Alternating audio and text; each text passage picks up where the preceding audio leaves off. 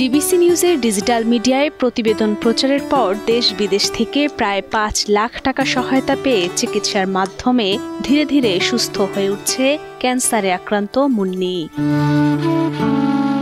আগের মতো আবারও মনোযোগ ফিরেছে পড়াশোনায়, খেলাধুলা করছে তার সঙ্গীদের সাথে। নতুন করে তাকে হাস্যজ্জ্বল জীবনে ফিরতে দেখে আনন্দিত পুরো পরিবার। কৃতজ্ঞতা জানান ডিবিসি নিউজের প্রতি। আমার এই বোনকে নিয়ে আমি খুব কষ্টে ছিলাম, আর চিকিৎসা ঠিক মতন করতে পারছিলাম না। ডিবিসি নিউজ সংবাদ প্রচারণের কারণে ও দেশ বিদেশ থেকে সহযোগিতা পেয়ে এখন ঠিক মতন চিকিৎসা করতেছি। এখন স্কুলে যায়, মাদ্রাসা যায়, আমার বুক ভরে যায়। সুস্থ জীবন ফিরে পেয়ে ডিবিসি নিউজকে ধন্যবাদ জানায় ছোট্ট শিশু মুন্নিও।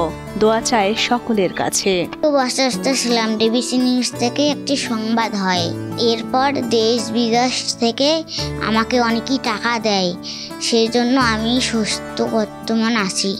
সবাইকে ধন্যবাদ, ডিবিসি চ্যানেলকেও ধন্যবাদ। খেলাধুলা করি, স্কুলে যাই, মাদ্রাসা যাই, সবাই আমার জন্য দোয়া করিবেন। মাত্র ১১ বছর বয়সেই ব্লাড ক্যান্সারে আক্রান্ত হয় রংপুর নগরীর হাজিরহাট বালাপাড়ার হতদরিদ্র আনারুল হকের মেয়ে মুন্নি আক্তার। ৩ বছর ধরে তার চিকিৎসা করাতে গিয়ে স্থাবর অস্থাবর সব শেষ করে পরিবার হয় ঋণগ্রস্ত। এরপরই অর্থাভাবে বন্ধ হয়েছিল মুন্নির চিকিৎসা।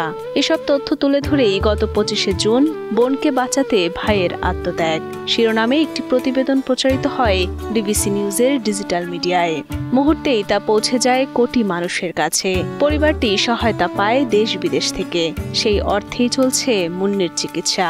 হতদরিদ্র বাবা মাও স্বস্তি পেয়েছে মেয়ের সুস্থতায়। বাচ্চাটা আমার খুবই অসুস্থ ছিল, বাচ্চাটাকে নিয়ে আমি খুবই কষ্ট পাচ্ছি, খুবই কষ্ট। আমি খাইতে পারি নাই, নিতে পারি নাই। বাচ্চাটা যখন আমার ছেলে ঔষধপাতি আনে তখন আমরা খুবই কষ্ট পাই। আমি উপেশ কাপাস থাকিয়ে আমরা বাচ্চাটার চিকিৎসা করছি। তা ডিবিসি চ্যানেল থাকিয়ে বাবারা আসিয়ে এই একটা ফেরেশতা আল্লাহ রহমত আল্লাহ পাঠাইছে। সে আসিয়া এই ভিডিওটা করার পর দেশ বিদেশ থাকি যে টাকাটা আপনারা দিয়েছেন, আমার বাচ্চা এখন সুস্থ, স্কুল যাইতে পারে, খাইতে পারে, এখন আমরা খুশি। আগে মেয়েটা খুবই কষ্ট আছিল, এর জন্য আমার ছেলে কান্দে, আমার স্বামী কান্দে, আমি কান্দি। এখন মুন্নিক দেখলে এখন ভালো লাগে, খেলাধুলা করে, বাচ্চা আমার খুবই সুস্থ, আমাকে এখন ভালো লাগে।